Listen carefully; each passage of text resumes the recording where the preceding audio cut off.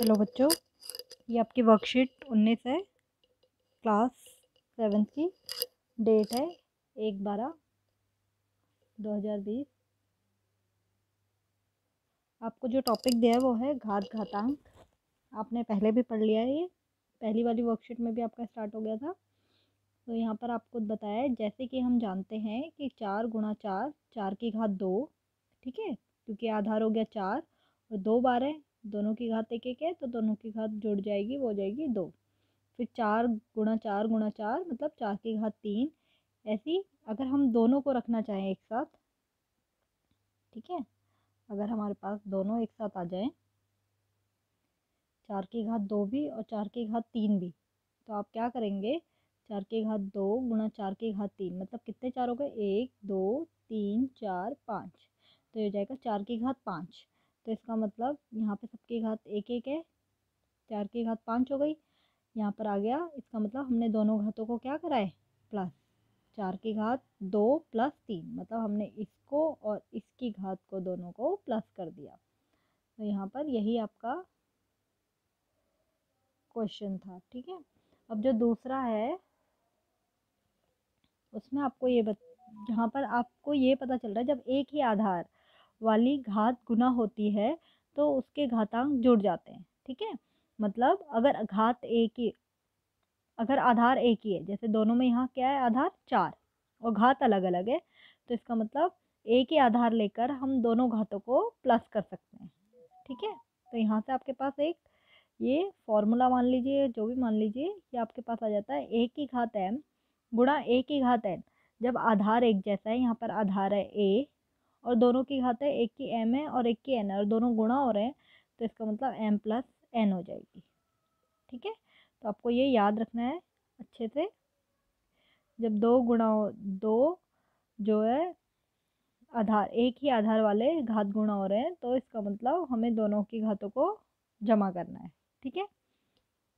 इसी तरीके से अगर एक ही आधार वाले दो घात अगर भाग हो रहे हैं, ठीक है, जैसे ये 3 की घात 4, इसको हम इस तरीके से लिख सकते हैं, 3 की घात 2 को हम इस तरीके से लिख सकते हैं। दोनों को जब हम भाग करेंगे तो हमारे पास आ जाएगा 3 की घात 2, ठीक है। 2 3 जो है वो 2 3 से नीचे कट जाएंगे, तो 3 की घात 2 बचेगा। तो इसका मतलब आपने यहाँ देखा कि दोनों घातों को, जब ये दोनों आपस में दोनों अगर भाग हो रहे हैं तो उनकी जो घात है वो घटा हो रही है, तो इसका मतलब 3 की घात 4 माइनस 2।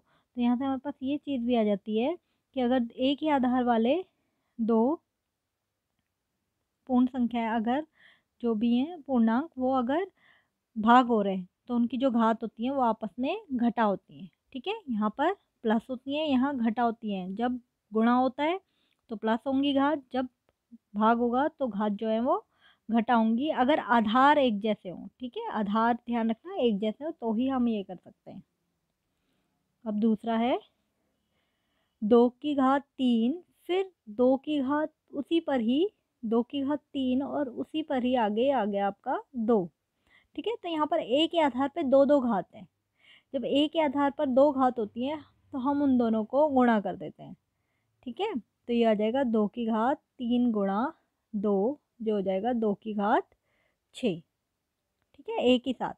तो ये आप यहाँ से भी ये फॉर्मूला है कि जब भी ए रेस टू पावर m और n, तो वो दोनों घातें आपस में गुणा हो जाएंगी, ठीक है। अब यहाँ पर आपको ये चीज़ दी है, सोचिए कौन बड़ा है, 5 की घात 2 गुणा 3, 5 की घात 2 गुणा उसमें भी एक और घात है 3, तो आप देखोगे ये तो 5 की घात 2 गुणा 3 ही रहेगा, ठीक है, ये गुणा में नहीं है, ये हो जाएगा 5 की घात 2 और गुणा 3, ठीक है। ये तो आधार आधार जो है गुणा हो रहे हैं।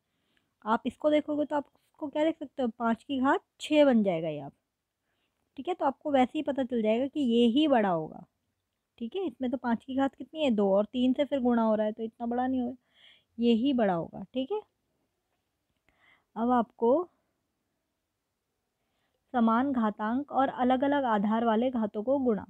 देखो अगर हमारे पास घातांक एक जैसे हैं, मतलब घात एक जैसी है, ठीक है, पर उनके आधार अलग अलग है। जैसे यहाँ पर 2 और 3 अलग अलग आधार हो गए पर घात एक जैसी है। जब भी घात एक जैसी हो, ठीक है, एक जैसे, जैसे इन्होंने और आधार अलग अलग है, तो वहाँ पर जो आधार होते हैं वो आपस में गुणा हो जाएंगे और घात उनकी एक ही हो जाएगी। ठीक है, जैसे 2 गुणा 3, ये हो जाएगा 2 गुणा 3, और घात क्योंकि दोनों की एक जैसी है 3, तो दोनों में 3 आ जाएगा, ये हो जाएगा 6 की घात 3। ठीक है, अब इसी तरीके से समान घातांक और अलग अलग आधार वाली घातों का भाग। जब हमारे पास आधार अलग अलग हैं पर जो घात है वो एक जैसी हैं, तो हम क्या करेंगे, जैसे ये हो जाएगा 2/3, और क्योंकि दोनों की घात एक जैसी है तो ऊपर आ जाएगा 4। ठीक है, घात में। तो यहाँ पर आपको ये फॉर्मूले एक तरीके से मान लीजिए, ये हो जाएगा A की घात m भाग में B की घात m, तो A/B की घात m हो जाएगा। ठीक है, इसी तरीके से अब आपके पास जो आगे क्वेश्चन है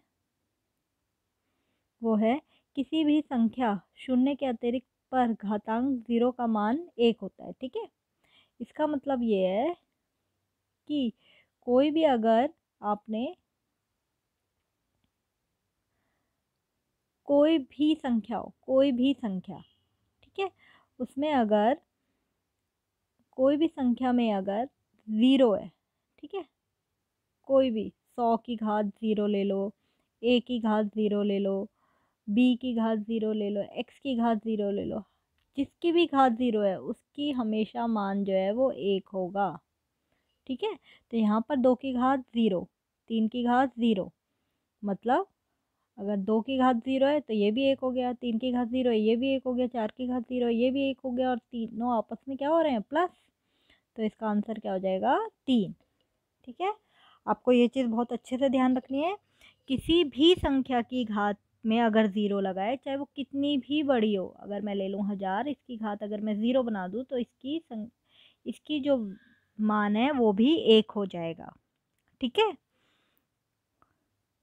और यहाँ पर आपको कुछ क्वेश्चंस दिए हैं जो कि बहुत ही ईजी हैं, आपके बिल्कुल जो आप कर ही रहे हैं उससे रिलेटेड है। यह है पहला, P की घात 3 गुणा P की घात 2, तो आधार एक जैसे हो गए तो हम आधार को तो पहले लिख देंगे। ठीक है, अब क्योंकि ये गुणा हो रहे हैं तो ये हो जाएगा 3 + 2, ये हो जाएगा P की घात 5।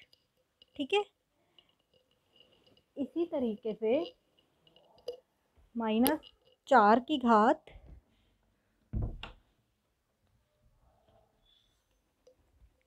-4 की जो घात हो जाएगी यहाँ पर 100 और 20 को आपको क्या करना है, आपस में प्लस। ठीक है, -4 जो हो जाएगा 100 + 20, मतलब -4 की घात 120। ठीक है, इसी तरीके से जब आधार एक जैसे हैं और दोनों भाग हो रहे हैं तो 20 की घात क्या हो जाएगी, 15 में से 13 को आप घटा देंगे तो वो हो जाएगी 20 की घात 2। ये जो क्वेश्चन है ये मैंने आपको यहाँ करे हुए हैं, आप देख सकते हैं। जैसे पहला है P की घात 3, P की घात 2, दोनों गुणा हो रहा है तो P की घात कितनी हो जाएगी, 5।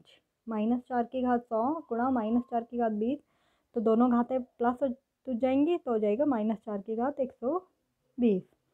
ऐसे ही दोनों आधार एक जैसे हैं, भाग हो रहा है तो दोनों घातें क्या हो जाएंगी, माइनस, तो 20 की घात क्या हो जाएगी, 2। यही आधार एक जैसा है, घात अलग अलग है, दोनों भाग हो रहे हैं, तो 7 की घात हो जाएगा 13 - 3 10, तो हो जाएगी 7 की घात 3। ठीक है, अब आपको आगे जो दिया है आप देखोगे, आगे है 6 की घात 2 गुणा 10, मतलब एक ही आधार पे 2 घात है तो दोनों आपस में क्या हो जाएंगे, गुणा हो जाएगी 6 की घात 20।